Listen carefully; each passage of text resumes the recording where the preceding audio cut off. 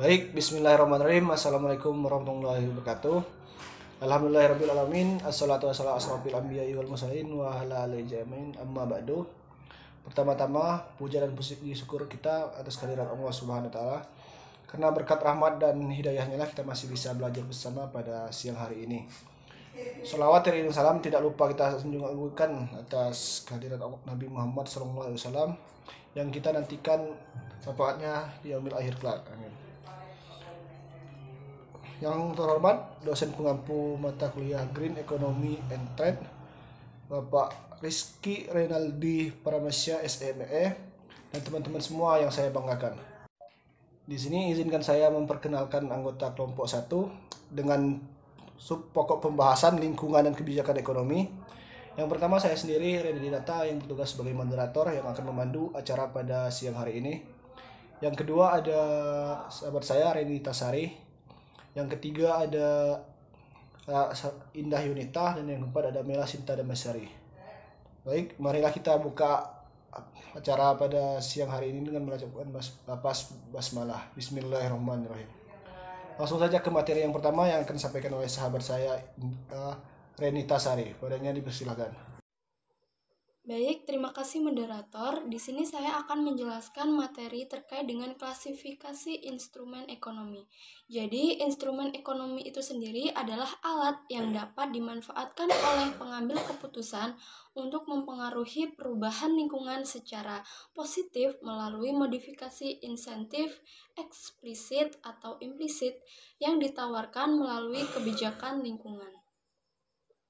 Adapun tujuan kebijakan lingkungan itu ada 3 poin. Yang pertama itu ada mempengaruhi harga, yang kedua ada mempengaruhi jumlah polutan atau material yang diekstraksi, yang ketiga itu mempengaruhi teknologi produksi. Adapun contoh dari pemanfaatan instrumen ekonomi itu ada beberapa hal. Yang pertama itu ada pajak lingkungan contohnya. Pajak lingkungan dapat didefinisikan sebagai pungutan yang dikenakan terhadap masukan atau input atau pengeluaran atau output yang berkaitan dengan dampak lingkungan. Tujuannya adalah untuk mendorong dikuranginya produksi zat pencemar atau penggunaan lahan yang berlebihan sehingga mengurangi timbulnya dampak lingkungan, pencemaran atau kerusakan lingkungan. Sistem ini dapat menjadi cara untuk mengumpulkan dana yang dimanfaatkan untuk kegiatan lingkungan. Yang kedua itu ada subsidi. Jadi pengertian dari subsidi itu sendiri adalah instrumen ekonomi yang digunakan pemerintah untuk kepentingan tujuan sosial, misalnya subsidi bahan bakar dan subsidi pupuk. Sampai satu kondisi tertentu, subsidi dapat bermanfaat, tetapi subsidi yang berkelanjutan dapat menimbulkan inefisiensi. Sebagai contoh, subsidi pupuk dapat mengakibatkan penggunaan pupuk yang berlebihan, sehingga menimbulkan pencemaran lingkungan. Contoh dari bentuk subsidi itu misalnya hibah, dapat ditunjukkan untuk mendorong dilakukannya riset untuk menanggulangi pengeluaran atau kegiatan lain untuk manfaat lingkungan. Yang kedua itu misal berbentuk pinjaman lunak. Pinjaman lunak dapat dimanfaatkan untuk kegiatan yang ramah lingkungan atau membeli peralatan yang ramah lingkungan. Yang ketiga itu berbentuk insentif pajak. Insentif pajak dapat berbentuk kredit pajak atau pengurangan pajak. Misalnya untuk pemanfaatan energi matahari dapat diberikan kredit pajak atau pengurangan pajak. Yang ketiga itu ada deposit refunds. Deposit refund biasanya digunakan untuk produk atau kemasan yang dapat didaur guna. Instrumen ini digunakan untuk mendorong konsumen agar bersedia mengembalikan sisa produk atau kemasan untuk didaur ulang.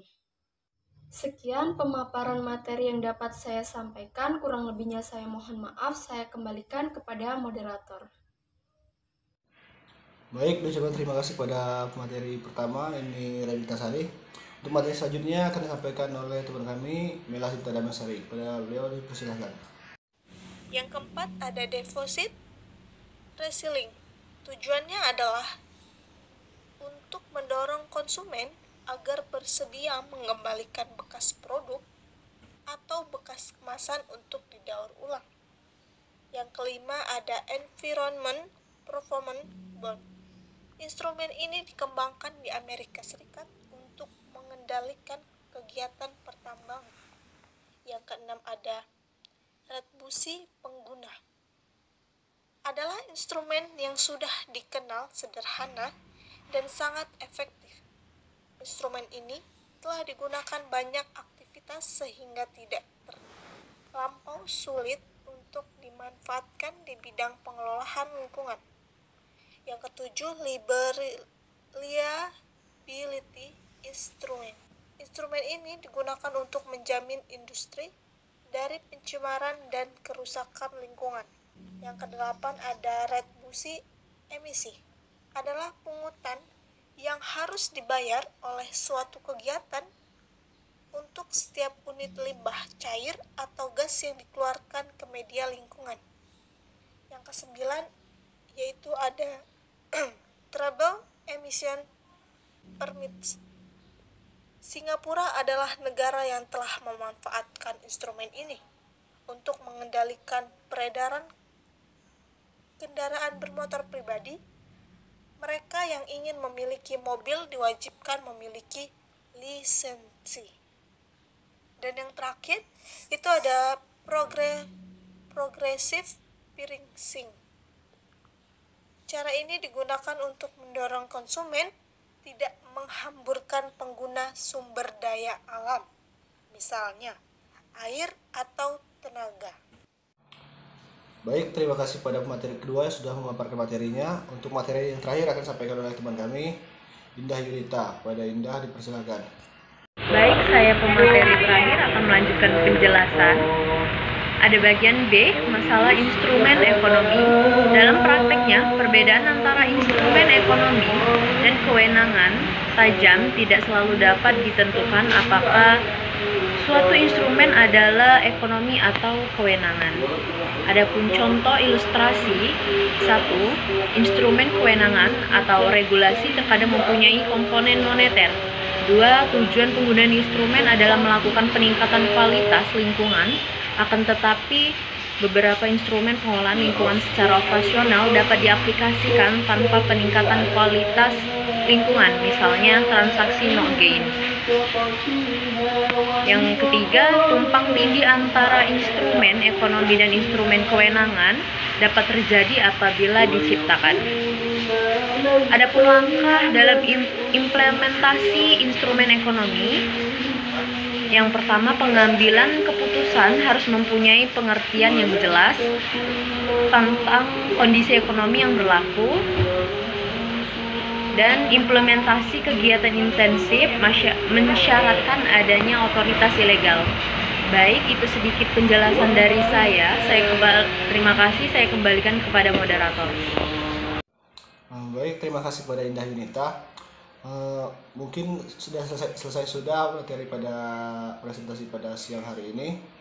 Marilah kita tutup presentasi pada siang hari ini dengan melepaskan nafas hamdalah, alhamdulillahirabbil alamin. Lebih dan kurangnya kami mohon maaf, dan kepada Allah kami mohon ampun. Akhirul kalam, wabillahi taufiq wal hidayah. Wassalamualaikum warahmatullahi wabarakatuh.